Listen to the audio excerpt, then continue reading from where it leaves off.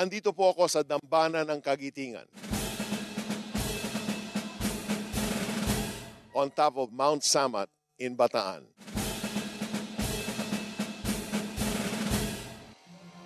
Where stands this 92-meter-high cross. Ang Bataan po ay famous for its death march. Nangyari po ito by the end of World War II. But this cross stands here today, symbolizing God's mighty presence over this place, that no longer will the spirit of death hover over Bataan, but the spirit of life, abundant life, the resurrection power of our Lord Jesus Christ.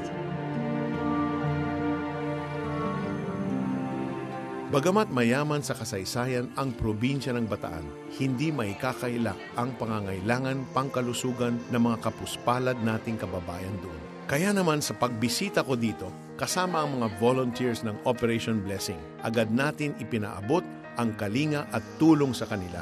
Bukod sa libreng gamot at bunot ng ipin, naghandog din ang Operation Blessing ng livelihood sa mga pamilyang nais magnegosyo.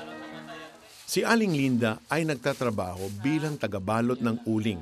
Solo niyang inaako ang responsibilidad na pagpapaaral sa 4 na anak dahil iniwan siya ng kanyang asawa. Ang kinikitang 30 pesos kada araw ay hindi sapat para sa mag-iina.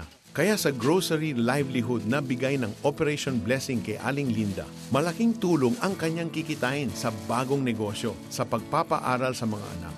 Sabi ko ba, walang imposible sa Diyos. Sabi ko, natutuwa po ako ngayon dahil nakasali po ako sa livelihood.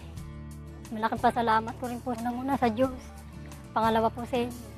Kasi kundi sa inyo, hindi po ako makakapagtinda. Malaking tulong po sa akin eh. Lalo na po sa mga anak ko. Kasama ko naman ang aking asawang si Christine.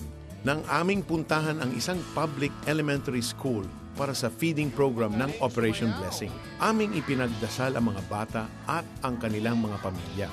Higit na nakaantig sa aming puso nang hindi napigilan ng batang ito ang pag-iyak. Nang yakapin ko siya at ipagdasal. Naalala kasi niya ang kanyang mga magulang na matagal na niyang hindi nakakasama.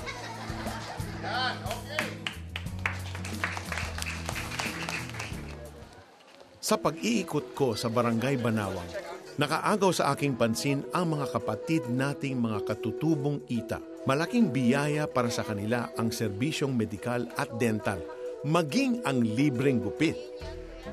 When you give to Operation Blessing, when you become a member of the 700 Club Asia, you're able to help our kababayans all over the country. So right now, kung hindi pa kayo member ng 700 Club Asia, for 500 pesos a month, ay pwede lang kayo maging member. And part of that goes to Operation Blessing, our humanitarian arm. Kaya po right now, make a pledge and give. God bless you po, Mang Santoy. At kahit inabutan kami ng malakas na ulan, hindi ito naging hadlang upang magbuhos din ang Panginoon ng aruga, kalinga at pagpapala.